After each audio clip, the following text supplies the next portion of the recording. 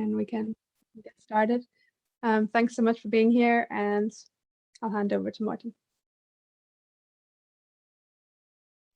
Thanks a lot, and welcome everybody to this 5G technology in Pro Audio. I think we have an awesome lineup today because it's a lot of good and very experienced people here. And it's Team Sennheiser. We will talk about both the projects was going on in Sennheiser and also the work in different international projects and all the experience from there. That will be the start of the session. Then Jonas will, with many things at least now in audio production, will talk about the experience and the real life stuff that he worked with.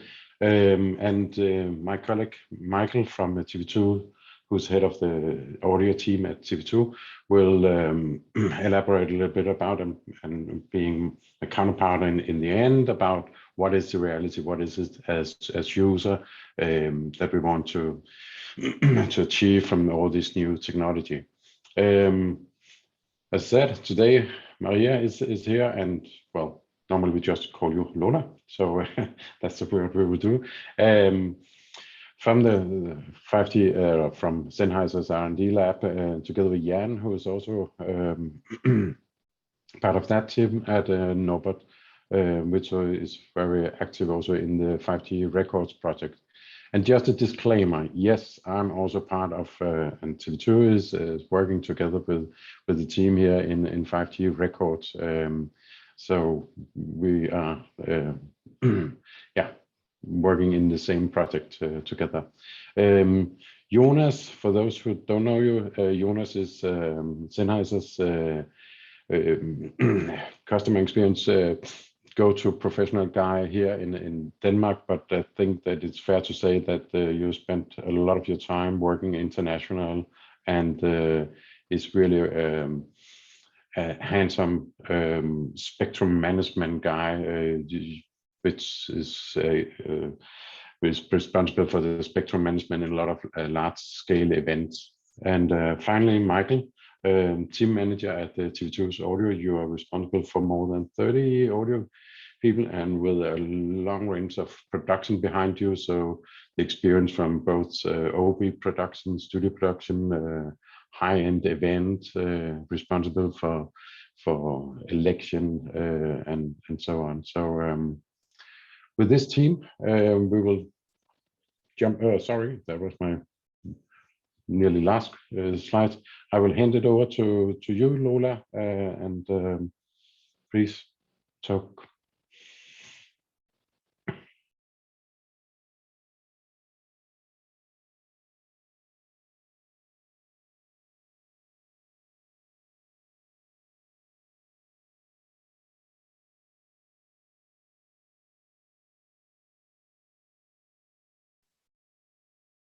Lola, we cannot hear you.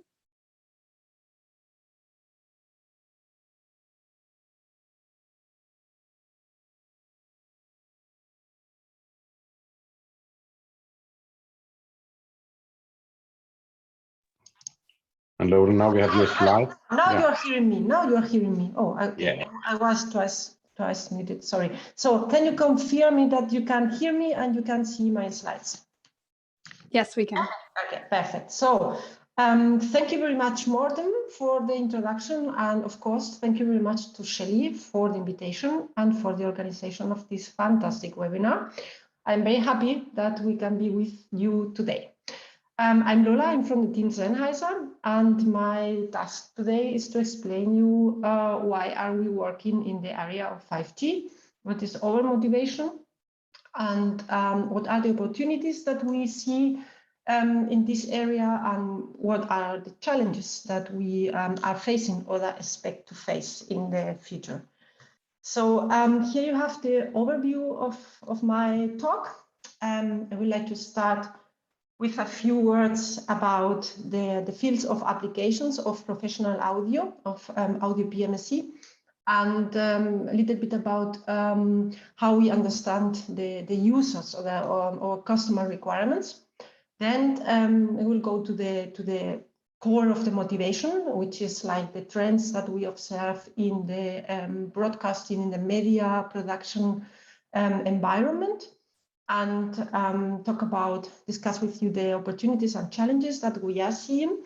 And to conclude, just to tell you about what is the approach that we are following. And I will focus on the aspect of standardization and spectrum access. The topic of research, I let it for my colleagues Jan and Norbert, which are the experts there. So, well, this may be obvious for the most of you, but it's just to remind that TV productions, broadcasting, sport broadcasting, all these things are very, very important field of application of audio PMSE, our professional audio, but that there are many other areas coming from tour guiding in museums, conferencing, event production, from the small theater production to the big concert, that are also important fields of application for audio PMSE, and that they are not that much on the trip to 5G. So I would not wonder if there's quite a lot of people that are users of PMSE audio, and they haven't heard about the 5G activities. So just to mention that we are mainly focusing on the work around media production. And we see on the right side of the slide the typical illustration of a value chain in the media industry, from the content acquisition, capturing to the consumption through the contribution, production, distribution. So I think it is fair to say that in a way audio PMSE has been treated or has considered itself a kind of a separate island. To put it into a figure, like an area of this media production, this media world, which is a little bit outside. It uses its own technology, it has its own rules, and it's kind of little bit outside. We are hearing that from our customers, from the users, that there is a strong wish and strong requirement of integrating PMSE equipment in a seamlessly way into the evolving workflows of the media industry. And those workflows are evolving in the direction of IP, because, well, they are doing that on the fixed networks, they are doing that on the fixed networks for distribution, and it's kind of logical to put it in the production and to go into the wireless part. So we understand that there is a strong wish to allow in a seamless way for interoperable workflows that move to allowing remote productions, moving into the cloud, and all these things. We also consider that it's important for our customers and users to kind of get equipment that is suitable in many applications and can be used globally. We have a lot of users that use equipment in a kind of cross-border operation, that they are active in several countries and they are moving around, and they many times have to take care of frequency variants and the different products. It's something that the customers and the users will like to avoid. Of course, easy of use, the things shouldn't cost that much, so value for money, and reliability and quality should be as usual. So this is our view on what audio PMSE should deliver now and in the future. And I don't know if this is a good moment, Shelley, but maybe our audience could either now or when they have time, write in the chat if they think that we see their requirements in the right way, if I am missing something, if I have to consider something else, or if they would like to rate this customer requirements to say what is more important, what is less important. This could be a valuable feedback for my company, for Sennheiser. So thank you for that. We are on the path to explain the motivation, and this is very much related to the migration to the IP workflows, and this affects business, which is kind of moving, of course, because there is a kind of a cost pressure on the production world, into models like, okay, you pay for the service and you go away from the traditional device sales model. So this is very important. There's another factor, which is the spectrum, which my experience is treated in many organizations, in many groups, as the big elephant in the room that no one wants to wake up, and no one should talk about this. But I think that we are here in a nice environment, and I can talk about my our concerns regarding the spectrum. Yes, as a background information, I guess maybe everyone knows that, but in case not, audio PMSE is at international level on the regulatory side. It is an application of the land mobile service, and it has the right to access spectrum in the TV UHF band, which is indeed allocated for the broadcasting service as the primary user. PMSE can access the gaps that result for the coordination of the different DTT transmitters. They can use this spectrum as secondary users. And this is how we work. And it has the advantage that we can share spectrum with broadcasting in a very reliable way, in a way that is very forcible. We can know how to do that, and it has worked from the beginning, and it still works very good. So the situation is that in the last 10 years, the broadcasting industry, and in consequence, PMSE has lost more than the half of the spectrum that was available for this purpose. And we have in 1.5 years a big event coming up. That's the World Radio Conference in 2023 that will decide the future of the 600 megahertz band. And we know from the past experience in the 800 and the 700 megahertz that coexistence is not really possible between broadcasting service as we know it and mobile service. So at the end, losing that spectrum band will mean that the DTT networks in Europe will become dysfunctional, and that PMSE will have a really big problem. And we lost spectrum access. So, I mean, if you talk to the mobile industry, then no problem at all, because these guys say to the government, they say to politicians that they have the solution. They can get the spectrum, and they will provide an alternative solution for us. And so it's clear that we as Sennheiser has to engage and has to really evaluate the solution that they want to provide, because it really affects the core of our business. So we look at the figure on the red side, and I think that's very appealing, and it seems really easy if everything will work like that. But at the end, and in fact, it's not that simple.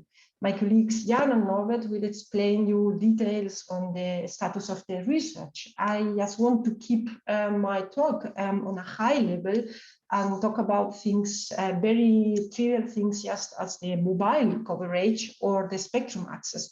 Mobile coverage, maybe for you living in Denmark, no problem. Maybe you don't know what is a black spot or a gray spot where you don't have 5G coverage. But if you have been in Germany, for instance, you will maybe have noticed that the situation is different. So I guess that there's a big issue about letting the industry, let's say, change in the way that it works today. the users of audio PMSE can decide where they can use the equipment, they can do the applications anywhere and anytime. When we are working on the 5G, we have to take into account where is going to be 5G available, and only then it's possible to do the applications. We have problems or challenges on the public networks with the coverage. We will have challenges because different operators will have different economical possibilities and different economical rollout plans for the service that they will deliver with 5G. We will need to think about roaming, but not only in EU, maybe national context, global context. So in 5G, there is the topic of the non-public networks, which is, let's say, a good alternative to solve these issues of coverage and service of public networks. Indeed, this concept of non-public network is not that new. We know private networks from 4G in LTE. The big difference of the non-public networks topic in 5G is that several regulators, national regulators, have opened the door for certain spectrum liberalization regarding this technology, meaning that in LTE and private LTE, you could use the spectrum of the operators, or you could go unlicensed spectrum. For industries in 5G, regulators have opened the door for local licenses, just to cover the need of the industry that really needs high quality of service, high service level agreements, and they don't want to depend on the coverage and the economical plans of the public networks. Just to mention two challenges that we observe in this area. On the one side, well, is the cost. At the moment, it seems that these solutions are quite expensive, and not in relation to the current technology. The spectrum access is not expensive. The regulators have not put high prices to the spectrum, but there is still, let's say that the concept has not been well thought through, because it focuses on major industry that has a stationary behavior. It's looking at the factory, it's looking at the industry that wants to use a spectrum on a long term, 10 years, 15 years, and everything is paperwork, it's old-fashioned communication with the regulator. There is no interference management with neighbors. There's no possibility to scale this concept.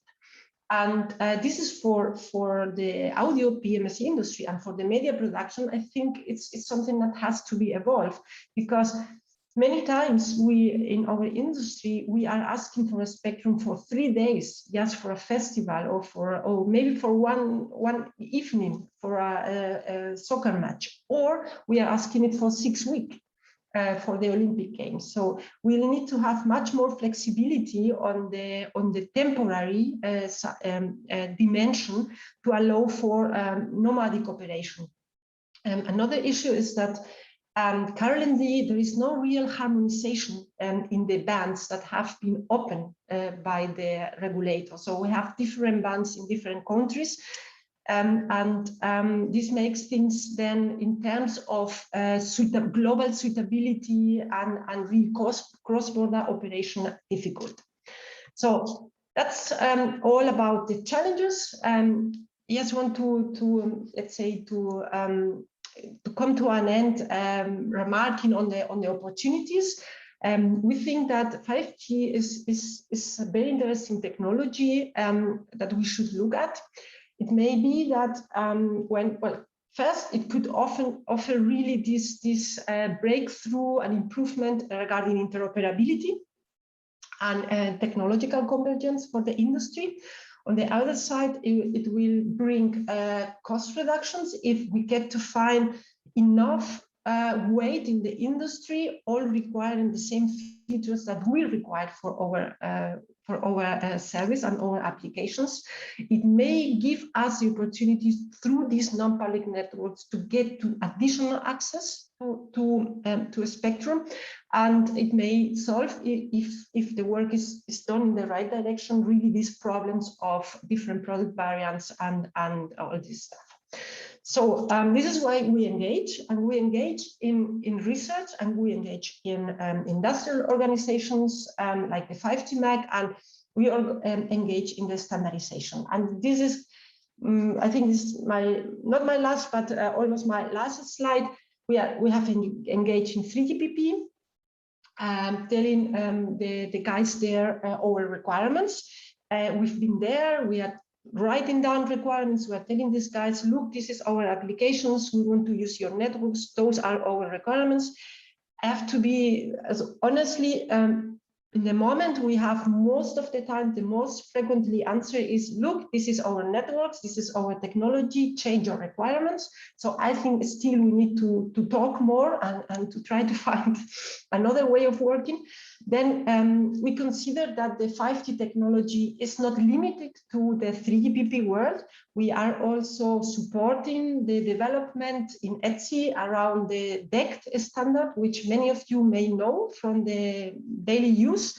And this is a technology that is perfectly suitable for many of our use cases, and as today was not able to deliver the service that was required for the professional use.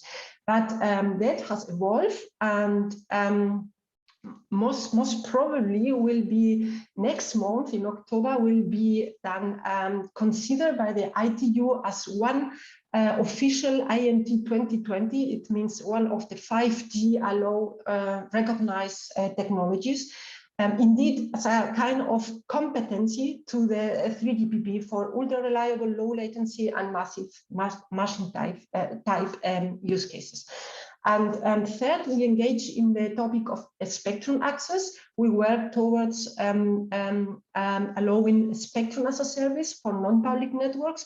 We have a work within ETSI, which is called the Evolve License Shared Access, and that's the goal of this work. To allow for spectrum as a service and allow nomadic operation. If you have questions on any of these topics, you can contact me or ask me now directly.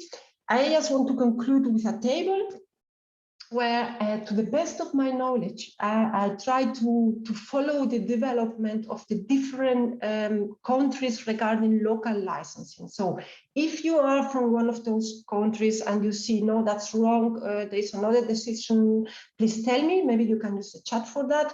And it's very interesting for me also to know what happens in Denmark. What is the situation in Denmark? So with that, I thank you very much for your attention, and I hand over to Morten again. Bye. Thank you, Lola. Very, very interesting. Is there any question? Then please text it in the chat. Is there any immediately? Otherwise, Lola, you're not talking about the timeline for this as a what is the time frame for what we are talking here? You mean from the spectrum topic, or from the whole thing? Basically, when can we expect this new technology? And because you're reaching out to the 2023 spec as a radio conference, of course, as a milestone, but what is the timeline? You know, when will this happen?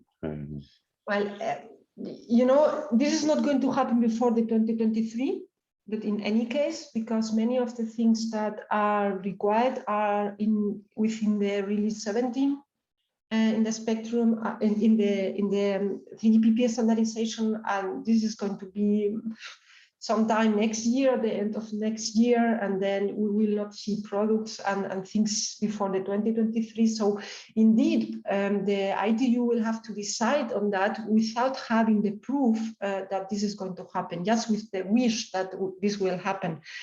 As I tell you, in the moment, I don't have the feeling that the mobile industry is going to serve every wish of the verticals industry. It's all a thing of finding a common denominator, and we will see that. I guess that around 2025, some applications may be possible. But in my view, there is a core of audio professional applications that will not be possible with the 5G generation, and maybe we need to wait 10 more years. Thank you. Thank you, Lola. And I'm sure that both Jan and Norbert will probably also come back to a little bit about the timeline in this. And Jan, you can probably tell us a lot more about the latency, because I think that's probably what we are most curious about, talking audio and audio on IP and audio on 5G. Do you have the answer to the whole latency topic? Surely not the whole answer, but I can start talking about it. So let me share my screen. Assuming you can see that and hear me. Yep, we can see and hear. So my name is Jan Dürre. I'm a research engineer at Sennheisers, and I'm part of a team that is looking at new potential new technologies for wired and also wireless audio applications. And one technology that we are looking at for some time now, about 2 years, is 5G. And my colleague Lola explained a bit why we are looking at 5G. And in my talk, I would like to give some insight in what we have done in the past and what our approach there was regarding the technology. So my background is engineering, so this is a bit more technical maybe. So I've titled my talk Exploring 5G Latency for Local Audio. And as Lola already explained, there are really a lot of wireless audio use cases, and still there are a lot of local wireless audio use cases.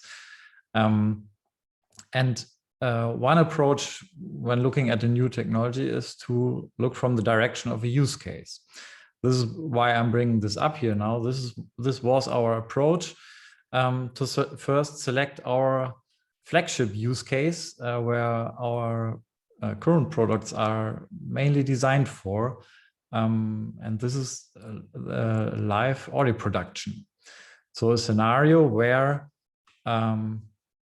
we have a stage. So this block diagram shows maybe at first a bit confusing overview of a simplified live audio production as it is, again, simplified today. So think about having a musician on stage, being this yellow person. And typically a professional musician is equipped with an in-ear monitoring system for self-feedback, and maybe he has a wireless microphone, and potentially there are additional microphones that are probably wired. And as of today, the wireless devices on a stage, so an in-ear monitoring device, for example, and a wireless microphone, are connected with custom RF technology. And this is today a linked-based approach. So you have a transmitter, you have a pair of a transmitter and an in-ear monitor, and you have a pair of a receiver and a wireless microphone. And the reason why today this is typically implemented with custom RF technology is because there is no standardized RF technology that can meet all the requirements for live audio production use cases. So in this live audio production scenario, these audio signals that are captured are typically live processed. This can, for example, be a mixing console where signals are added, some filtering is applied, and then the audio is fed back once for the musicians on stage. This is for the self feedback, so musicians can hear themselves and also the other musicians on stage. And additionally, the audio is, of course, transmitted further on in the direction of the consumer. And sometimes there's a local audience, then the audio is transmitted to a PA system, for example, so consumer can hear the sound directly on stage. But often, and also very importantly, audio is further processed for distribution in different channels that are typically somehow remote. And this can be live, and this can also be not live. So we have often a post-processing step that is happening before produced audio is distributed via broadcast or internet or something like that. And this diagram here shows a lot of different technologies that are today typically involved in such a scenario. This shows a bit that this is a very complex setup in most cases. Lola already talked a bit about this. This shows how potentially a live audio production in the future could look like, what the vision for that could be. One thing that we see is that there's a general trend towards IP production and remote workflows. And the reason for that is that IP is a great compatibility layer. So it makes connecting devices very easy. So vision could be that in the future, this whole live audio production setup is happening in IP. And of course, connection to a remote distribution or a remote production becomes very easy then. And this is where potentially 5G as a technology could fit in, because 5G or mobile technology is typically IP based. So this could fit to this vision. So 5G could potentially be a supporting catalyst for this trend. On a side note, if one would apply mobile technology for these wireless audio devices, this would also mean that we move away from this link-based approach that we have today. So always a pair of sender and receiver, to something that is more system-based. And of course, this poses questions about how does this scale? And it's clear that this will differently scale differently than the devices do today. But okay, this is the vision that one could have in mind when looking at 5G, and also explaining why we are looking at 5G. But of course, this poses some technical questions, and not only technical questions, but in general, a lot of questions for this technology. And you've seen a similar image or slide with Lola a few minutes before. So generally speaking, if we want to have a wireless solution, we require some puzzle pieces that have to work together. If one of these pieces doesn't fit, the technology is probably not a good solution. So if we think about this live audio production application, of course, we need a technology that supports all the requirements of such a use case. We need accessible radio spectrum. Lola touched this topic a minute ago. And also important, we need economically viable and scalable chipsets or implementations in general for a good wireless solution. And from this picture, you might imagine this is really a complex challenge to tackle all these puzzle pieces. And all of them have to be solved for 5G to become a viable solution in this use case. So in continuing my talk, I will now only focus on the technology. So this is what we started about 2 years ago, trying to answer the question if 5G as a technology even supports the application's requirements. The requirements for live audio production, of course, again, this is simplified, but you can identify 4 main, I've called it here, key technology enablers. So a technology has to meet the requirements of these 4 KPIs. Of course, very important is the latency in such a scenario. I will dive into this a bit further on. But we need more than that.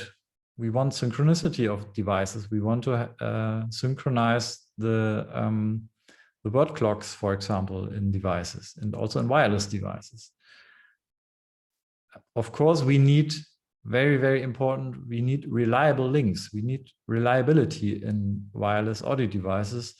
So I guess this is very obvious how important reliability is. And last but not least, we need efficiency and also spectral efficiency.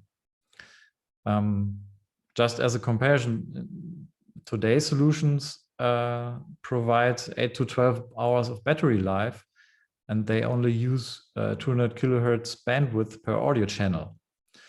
This is really challenging to do. So all these questions have to be answered by potentially new technology. And 2 years ago, we started by looking at one of these KPIs, which is the latency. So why is the latency important? I guess this is also obvious for all of you. This scenario where you have a singer on stage, he's singing in a microphone and he's hearing himself with an in-ear monitoring device.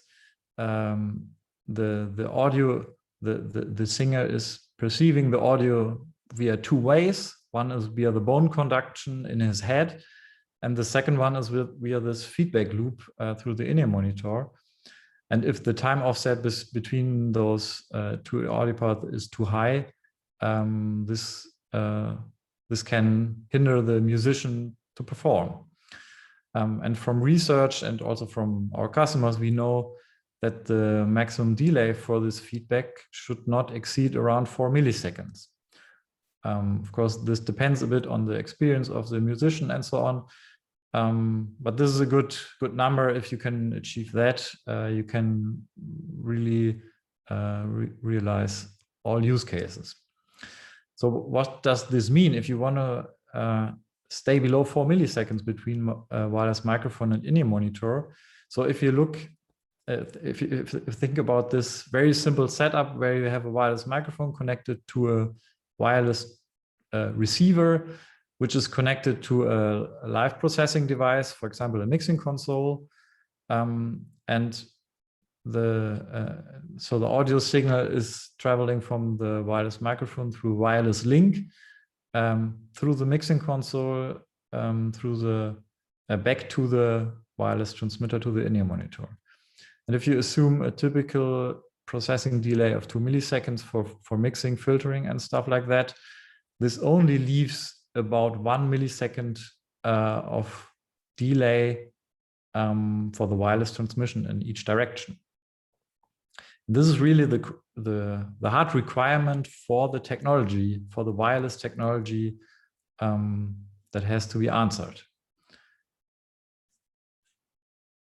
So we started working on answering this question by searching a research cooperation with Nokia Bell Labs.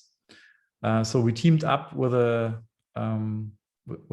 some research engineers in Finland, and we made a trial to find out what 5G can deliver today.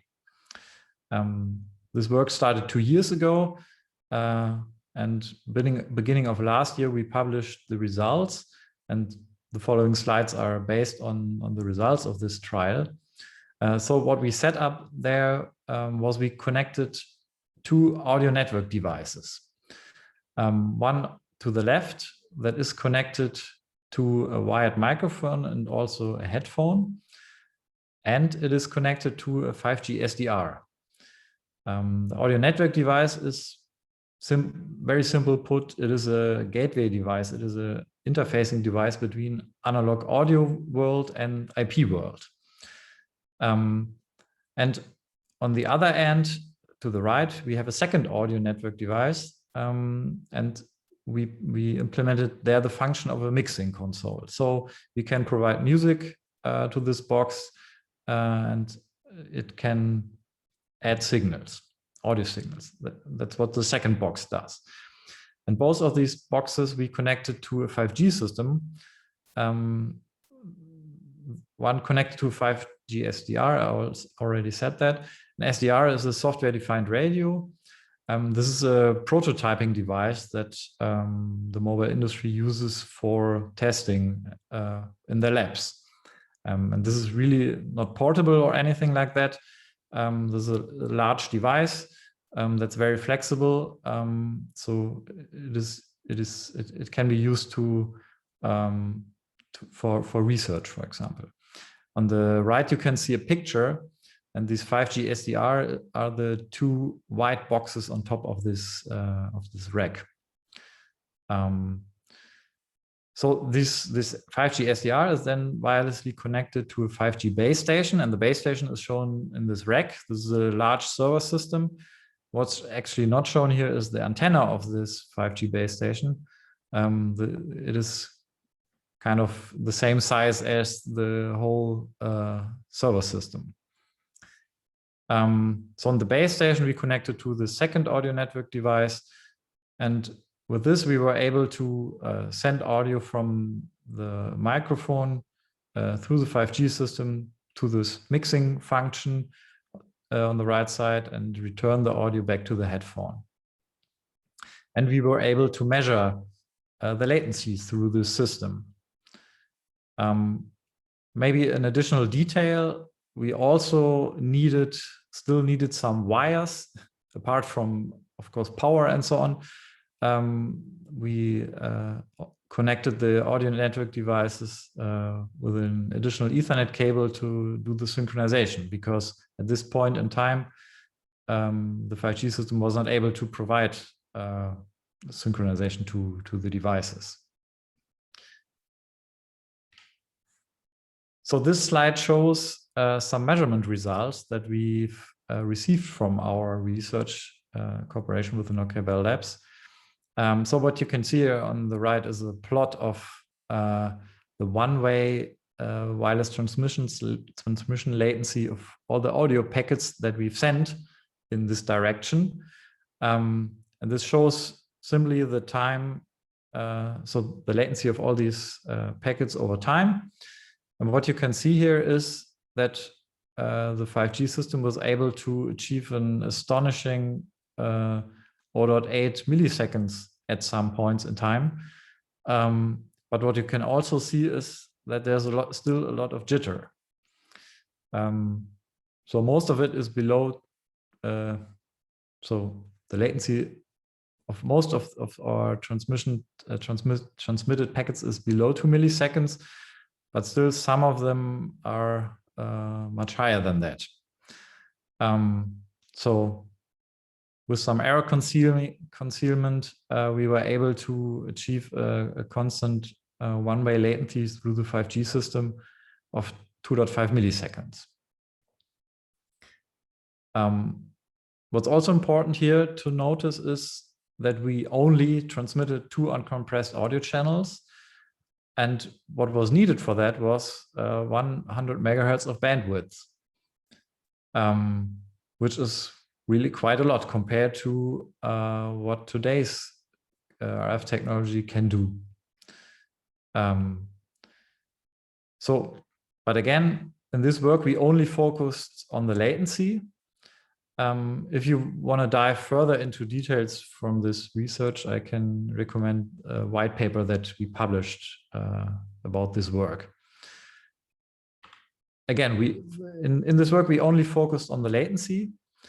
And we've shown here that we've achieved about 3 millisecond streaming latency, and this is very close to what we've specified with 1 millisecond in this use case. And this proves that the 5G URLLC concepts are able to significantly reduce the streaming latency. But still, there are some technical questions that are not even touched yet, or that we have not touched in this project at least. And this is a good handover for my colleague Norbert, who's going to talk about some more recent work. Or is Morten in between? I'm not sure. No, not really, because I think it's really, as you said, a good handover to Norbert, who now will explain exactly what 5G is about and why everything is solved in the 5G project. Well, not really, but We'll see. Yeah. Okay. But Norbert, take it from here. Okay, yeah, thank you for the introduction and for the nice handover. I will also share my presentation. You should now see it.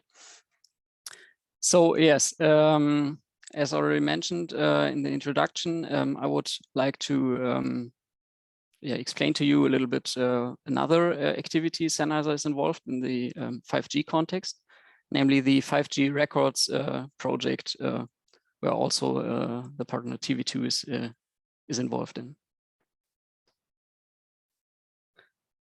So first, what is the goal of this EU-funded research project?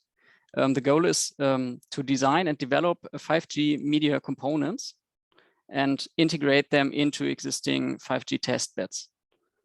And the overall goal of that is to demonstrate the potential value 5G could bring to the content production sector. So this is quite large goal for a project, but I will dive into a little bit more details on the next slides. So first, what does the project name 5G Records stand for? It means 5G key technology enablers for emerging media content production services. As I mentioned, it's a project that is funded by the European Union, and here we come to at least one timeline. Morten likes to have some 5G timelines, but it's only for this research project. It's nothing to do with any products or anything else. It's a 2-year project, and we are at the moment right in the middle of the project. Any further details and also published documents you can find on the project website, 5G-records.eu. So in these projects, we have about, I think it's 19 partners involved from all around Europe. And they're from various different industries, or also universities are involved here. So we have on the one hand, network equipment or mobile network equipment manufacturers like Ericsson and Nokia are involved, or broadcasting companies like TV2 or BBC. The project started before Brexit, and also media equipment manufacturers like Sennheiser.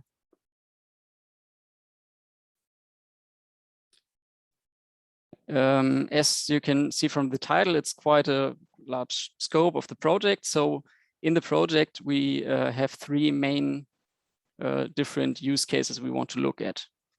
There are different teams working on these use cases. And one of these use cases is called live immersive content production. I will explain a little bit on the next slide what this means. Another project use case is about more video related also. Multiple camera wireless studio is it called. And the purely audio related use case is about live audio production in 5G networks. I would now like to give a little bit high level overview on all these use cases that you can see a little bit what we are doing in this project. So looking at the live immersive content production use case, one part of this use case is to develop some kind of video acquisition unit, which you can see in the figure on the top left side. So this video acquisition unit consists of multiple cameras capturing some scene, for example, a soccer game or things like that. And Then they include some video processing that renders or that computes these video signals and calculates some depth maps, some spatial information from the video, and transmits these data via 5G millimeter wave to 5G network. Then in an edge cloud, so nearby computing capacity, there is some video processing running that allows, for example, to calculate a virtual camera view from all these 3D video information you have. So you can move a virtual camera into this scene. And then also part of the project is to distribute either to a local audience the information or to any other third parties. Technology-wise, main focus points here are looking at 5G millimeter wave transmission, and also, as mentioned, video computing in an edge cloud. So edge computing, which means nearby capacity for reducing the latencies. Looking at the second use case of the 5G Records project, it's more about a TV studio. So there you have a studio with which you can see here, the blue on the top left, with multiple cameras. They are all wireless and they're all transmitting video signals via a 5G network. The 5G network in this use case is a non-public network, and it should also be possible to have some kind of remote contribution to this network. Another point in this use case is that it should be possible to have some virtual or cloud, or would call it a remote production of all these video streams. So from technology side, we are looking in this use case into the use of non-public networks, so private 5G networks. And of course, because that many devices are involved and many media streams are involved, we are looking at media orchestration also. And last but not least, time synchronization is also for this video use case very important to align all these video signals. The use case where Sennheiser is mainly involved in this 5G Records project is the live audio production use case. And here we are looking at a scenario you can see on this figure. So it's some kind of, for example, concert where we have, like Jan already mentioned, a singer with a microphone and also an in-ear monitoring system. And both, the idea is to replace these classical wireless links by 5G technology. So all wireless audio devices, microphones, in-ear monitoring systems should be connected to a private 5G network, where also some kind of audio processing could happen in the network. So technology-wise, we are looking here in, again, private networks. We are looking into the topic of URLLC, which stands for ultra reliable low latency communication. So as Jan already mentioned, latency is quite an important topic for these live audio productions. We are also looking into the topic of dynamic spectrum access. So is it possible to share easily on short notice some kind of spectrum with other users or things like that, what Lola mentioned in the beginning.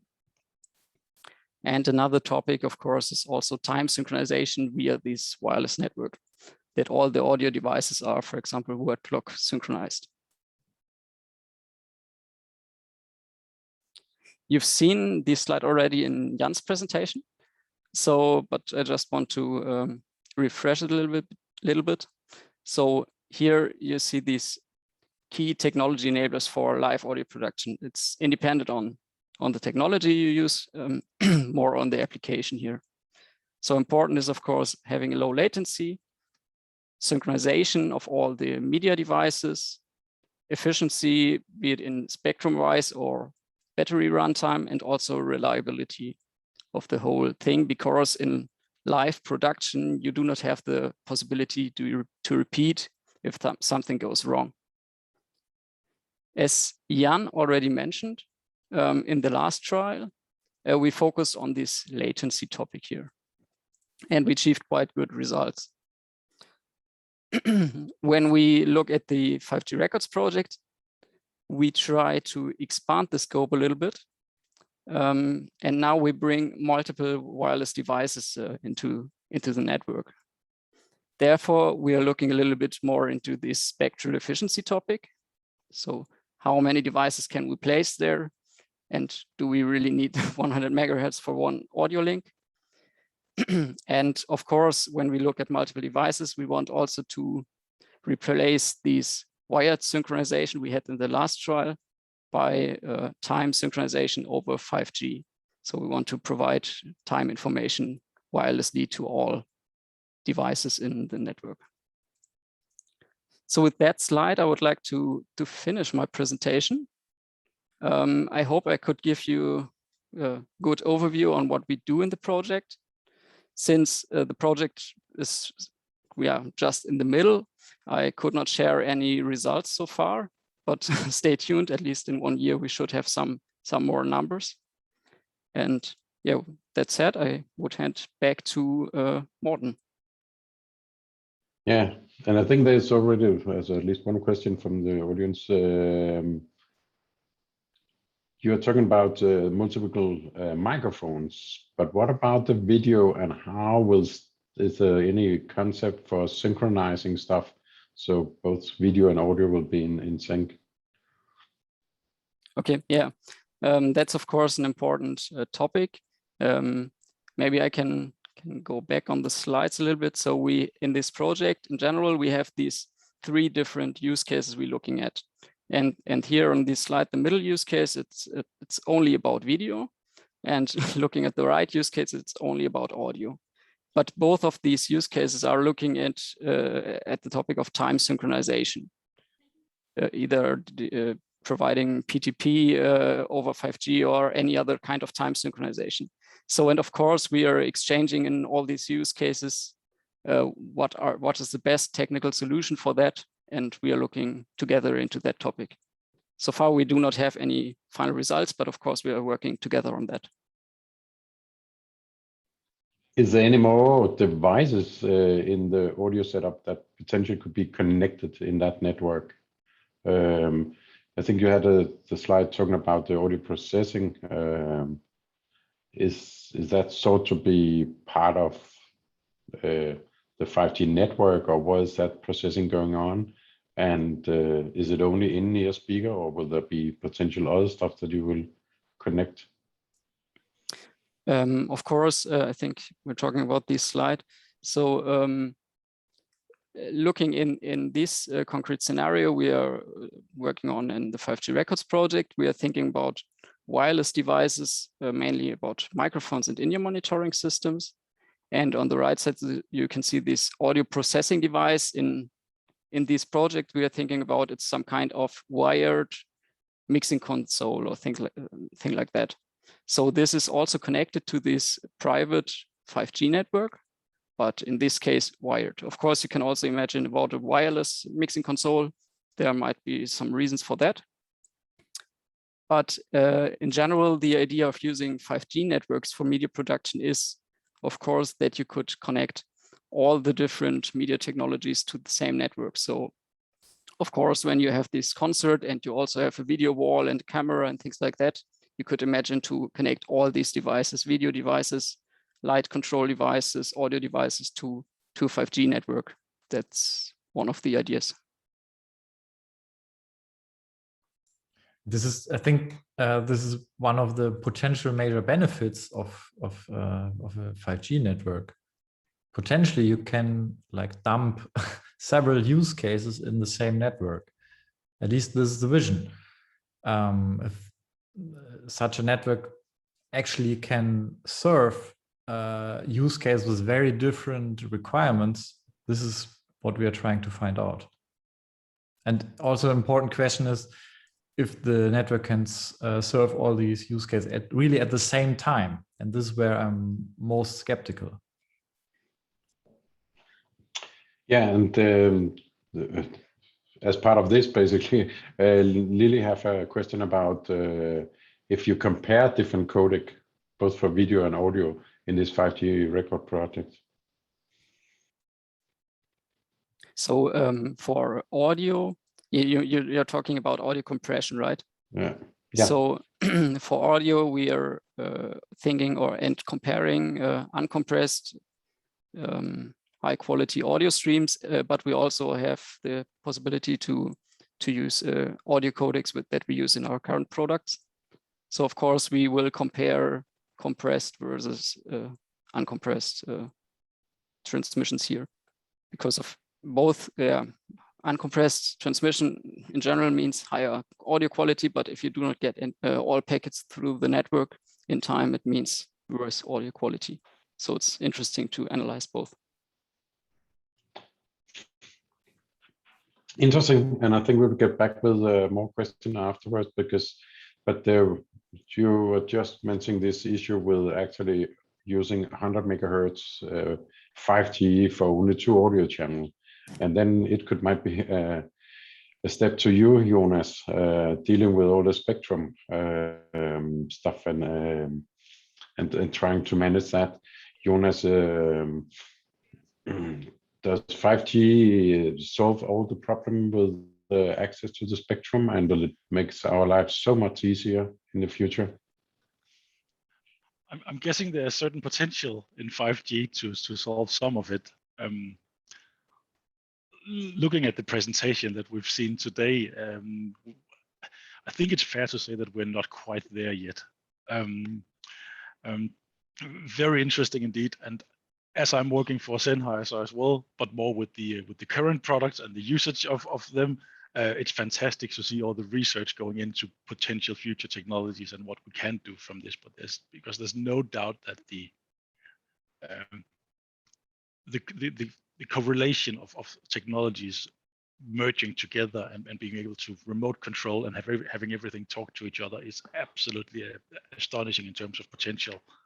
We're already there to a great extent with being able to remote control each other's products already and having partnerships with different one another's. But changing over to a brand new technology like 5G is well, it opens up a ton of questions, doesn't it?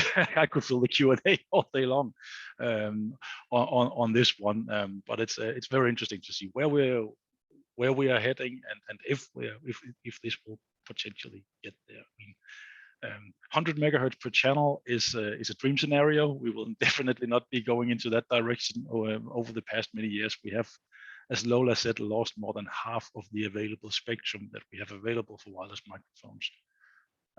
While at the same time we see an increased requirement for the number of simultaneous microphones running for the various different productions. So that's at least not a step into the right direction. We also see that we are now in terms of research diving into various different topics that needs to be addressed. And in my opinion, no, but you left out the one which I'm most concerned about, which is the reliability factor of things, and where I do most of my work basically, which is getting wireless microphone systems to work the very best they potentially can, and coexist with both within themselves, but also within various other wireless technologies which are in place at the different productions that we work at. So maybe a little bit about myself. I work as a technical application engineer, which basically means in terms of wireless or Sennheiser products, it's basically trying to get stuff to work and get stuff to work the very best they possibly can, while using them the best way possible. I also work at various different large-scale events as a frequency coordinator, basically helping different broadcasters, different users, whatever, make sure that they don't have any conflict between the systems that gets put into play. And that both goes for events like sporting events, national elections, large-scale concerts, broadcasts, the Carnival in Rio, all sorts of these events and festivals, etc., where the peak usage of wireless microphones come in place, and where we have this massive demand for spectrum because hundreds and hundreds of wireless microphones needs to work in parallel. And that's also why we need that access to spectrum. Also in the future, if it is 5G and private networks, that we have the possibility of meeting that peak demand that happens more and more regularly, basically. So we're not going to go into this one. We simply don't have the time for that. We think we have less than half an hour left, but we can do that at a different time. So we're not going to go into all the details of how wireless microphones work today, but we can touch upon some of the different topics that we work with and that we need to get addressed. And it is very true indeed that there's so many different use cases. It's not just broadcast, concerts, etc. It's conferencing, it's offices, it's the meeting spaces, it's schools, education, whatnot, that every day rely on using wireless microphone technology. There's various different technologies and all sorts of well, some of out of spectrum in the UHF TV band below 700 megahertz. After the loss of 700 megahertz in Europe, there is events that cannot scale to the magnitude in terms of wireless microphone systems that they would like to scale to simply. Physics are the same in all the different frequency ranges, and that is one of the things we so far also aren't addressing in any of the 5G talks here, is that basically how does, when we suddenly have 100 portable devices in very close proximity to each other, or in close proximity to the receiving antennas, how does that affect that in terms of blocking and overloading and all of that? All the stuff that we basically do in our everyday life using the current technology, all of that physics would apply to the future technology as well. And the whole letting go of monitoring capabilities, having being in control of the systems, and having maybe an external operator running the private network is again a bunch of different questions that we really do need to address before we can move forward with this as well in the real life applications. And the real life applications are, as I said, many different ones. This is, for instance, like one of the big concert shows. So it's a few people standing on stage, basically singing into wireless microphones. They need very reliable in-ear monitoring. For this, we need that low latency requirement, obviously, but we also need the reliability, because here there might be 100 million viewers watching at home from TV. There is no okay in having poor audio quality in this. We cannot live with what we are using on, say, a Zoom call like this, where a sudden robotic voice for a second in our conversation is quite okay. We could still understand what's being said. No one will be okay with that in a show like this, which is the Eurovision Song Contest, which is a contest, which means that we definitely need to have the very same technology and the very same quality delivered to each of the content, so they sound the best they possibly can for every viewer at home. So when we are working as a frequency coordinator and we put that microphone into the hand of that artist and send it out in front of the audience, we need to be in full control of what goes on here, what we can do in terms of monitoring it, to make sure that that wireless microphone link is as reliable as absolutely possible and works all the way through. There's no redoing it. We cannot retransmit it. We cannot have them do another verse just because the microphone didn't work. We need to get it done, and we only have one shot doing that, basically. Different other applications. This is often one of those that is completely uncoordinated. That might be a fantastic use case to utilize some of the new technology in this case, because this is often completely Wild West when we talk about press conferences, or even worse, some of the elections, where we see lots and lots of camera crews wanting to talk to, for instance, the winning party of a national election like this one from the parliament in Denmark.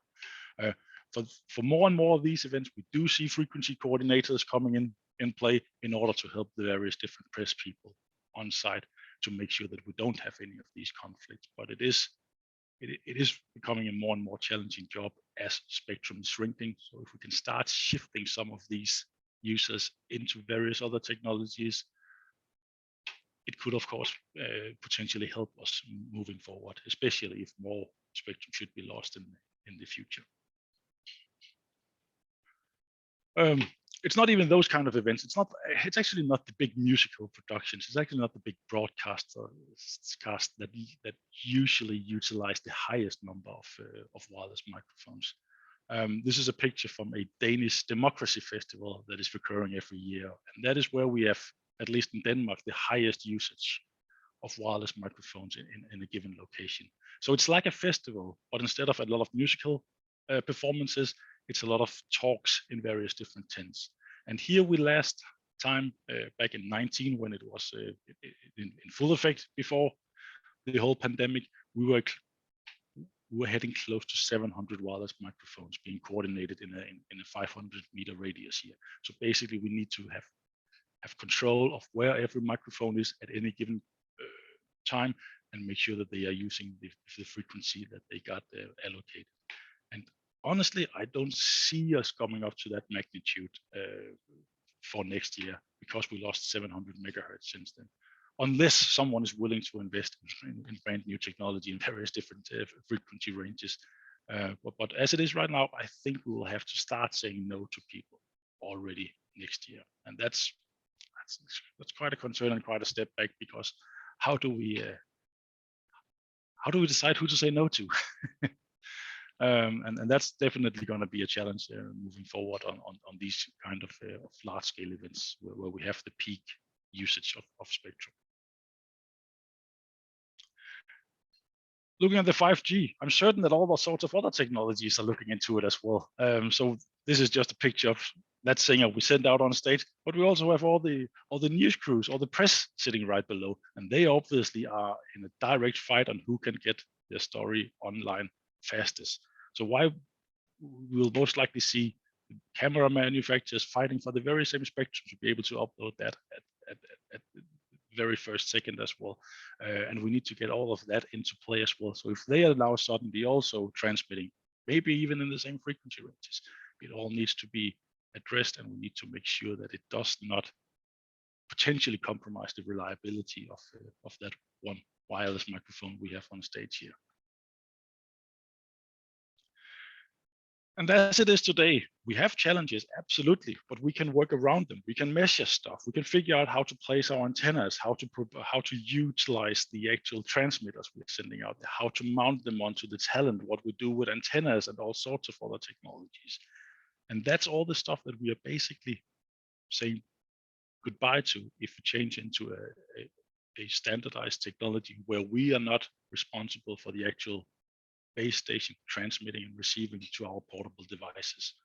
So personally, I see that as one of the quite big concerns is how do we handle this? Who is to blame when it goes wrong? How do we share this access? Is it TV2 or a competing broadcaster who pays the most, who gets the best quality of service, or how does this work in practice when it goes wrong? Today, I can go out there, I can measure stuff, I can help people, I can talk to them, and I can get the system sorted, and I can get them to work and coexist without any problems, basically. How that will work, and how that will work, and how we can function, and how we can coexist in a future world, that's also one of the things that we need to discuss in very great detail.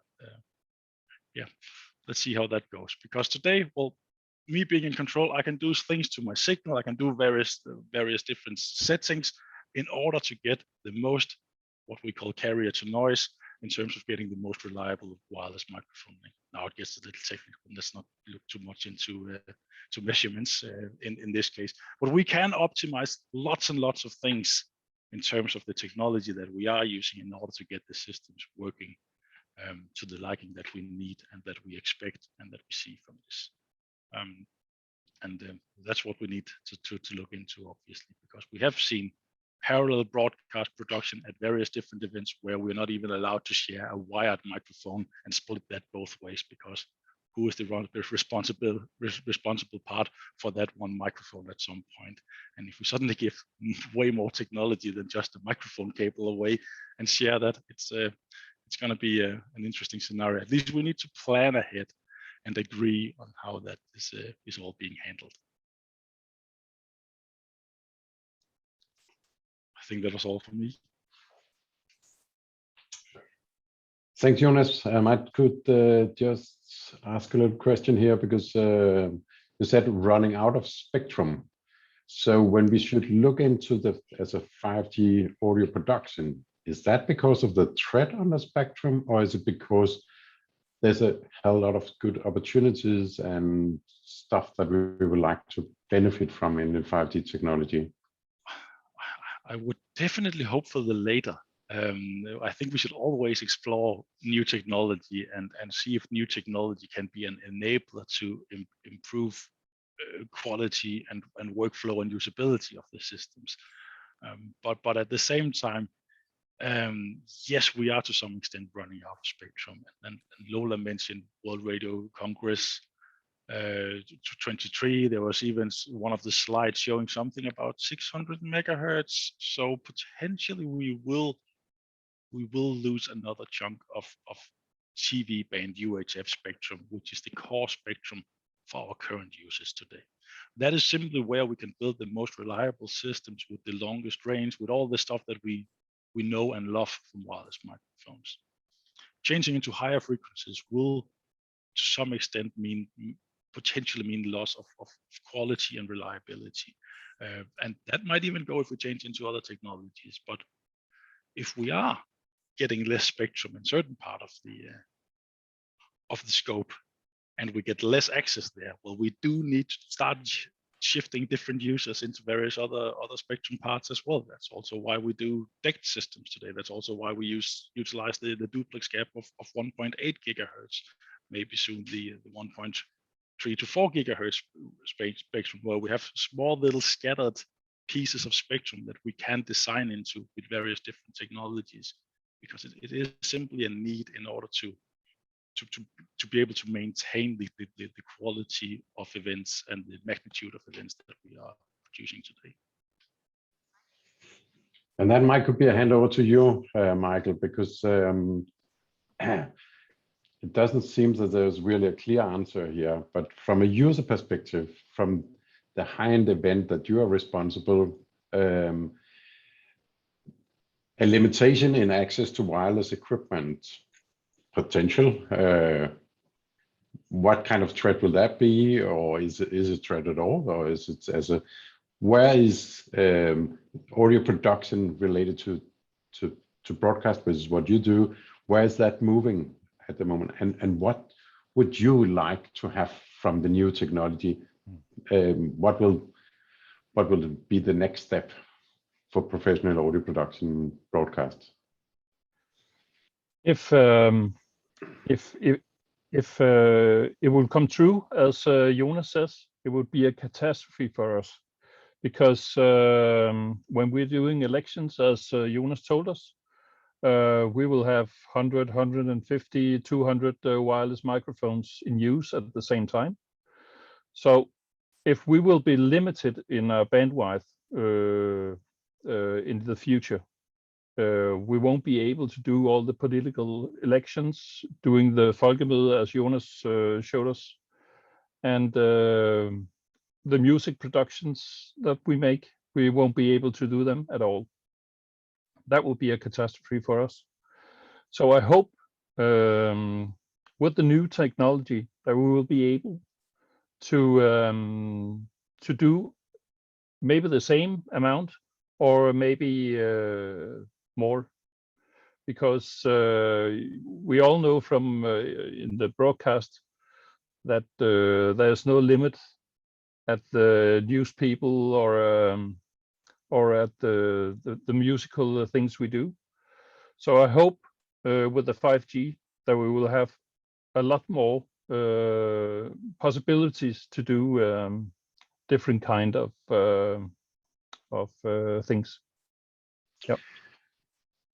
But as one who produces audio for video for broadcast, what what would you expect if audio was running on the same network potential as a video, if it was one production network for the whole audio video production side? We saw that audio equipment is clocked via PTP or NTP as the system clock on the network and so on. Where would that bring us with the broadcast production? Well, that would bring us to quite another level.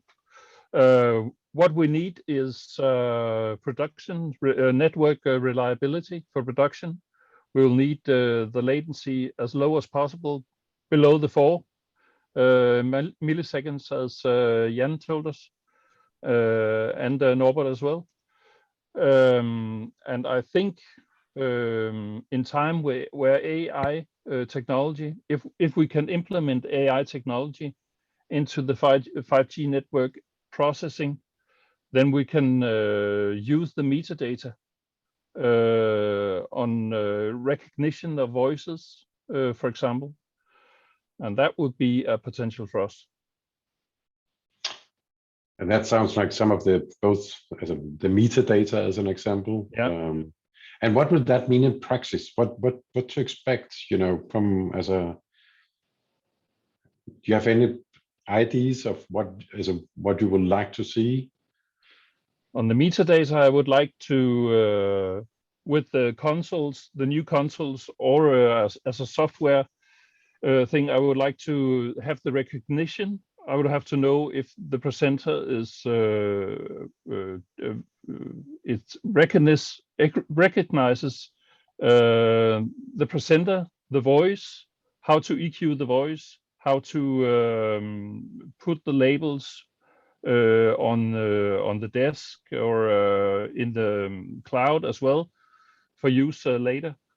It would be nice to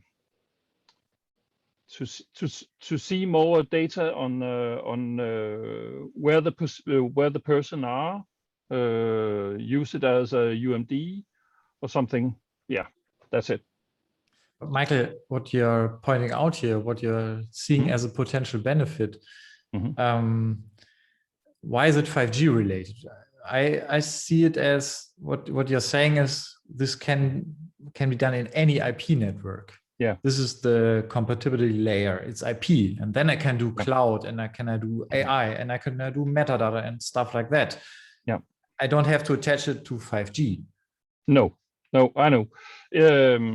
But it's that road we are running on at the moment. We have to rely on 5G. We have nothing else to rely on at this moment. The bandwidth is narrowing, and 5G would be the way to go for us, I think. So that's why I rely on your developments. But of course, Jan, it's a good topic, and we discussed it several times. Is it just IP or is it 5G and so on? Could that also relate to, is this when we talk about some of this setup, it's really defined as a private network. So it's me run into a venue and I control the network. Isn't the future that we just deploy microphones in India and everything somewhere in the world where there's a 5G connection and that's it? I've heard about this slicing stuff and so on. Why should I own my own network? There's all these great telco guys who run a lot of great network. What's the problem? I think reality is the problem. I also like this vision of just taking the microphone, going anywhere, and don't have to think about the network. But in reality, if you think a bit about the technical details, if you want to have this lowest latency on a very close location, so it becomes very, very challenging if you say, I want to do that with a public network that is already there. First question is, well, how do you get the audio back out of the public network? Well, okay, you can do that wirelessly as well. So that would mean that you send it to the public network and it comes back from the public network, and automatically this means that the latency will be much higher than what you can do in a local setup. And I think this is the main problem, or the main challenge, let's say. I think this won't be possible in the near future to do all these very different requirements in this large public network. You can do some use cases in the public network. For example, those where the latency is not that important. But simply technology-wise, there are limits if you use a public network. So that might be the next question. As a what user cases will you foresee will be the first to actually have as a benefit from the 5G, private, non-public, whatever? And when will we see the first 5G unit, something from Sennheiser? Were both questions? I think so. I think we can say so far that currently it's not a product development. This is pure research. Don't hold your budget until next year because you expect to buy 5G microphones at that time. That is very unrealistic indeed.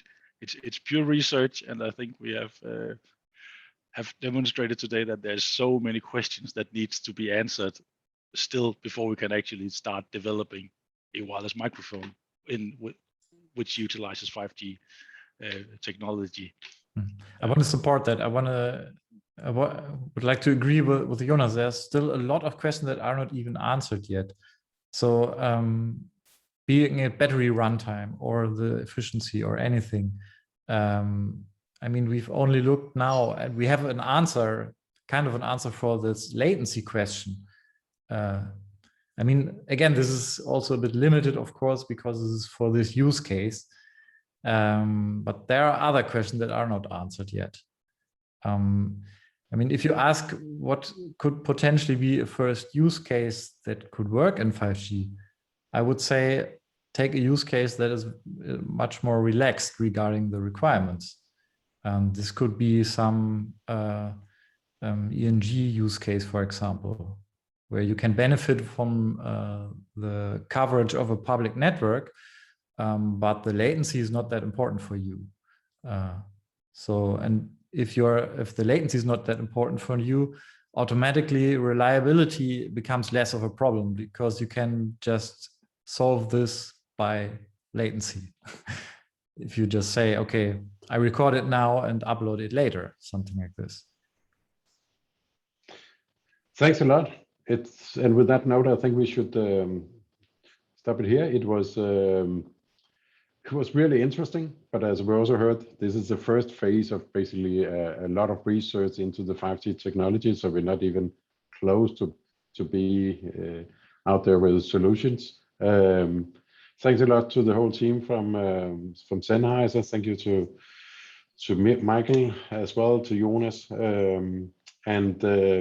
There's still a question running in the chat. We will check up on that, and the recording will afterwards be published on Danish SoundCloud Cluster's site as well. And feel free to contact any of us and give us input. We're all dealing with, or at least trying to deal with this 5G. So thanks a lot. It's been a pleasure to be with you today.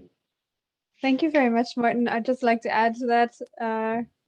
Yeah, we're really grateful for all of you taking part today and from all the questions from the audience. And we will share the contact information and the recording and the PowerPoint presentations. So you're welcome to get in touch with any of our presenters from today. Yeah, and we will also send our questionnaire. So if you could take a moment and fill that out, it would be really helpful for us.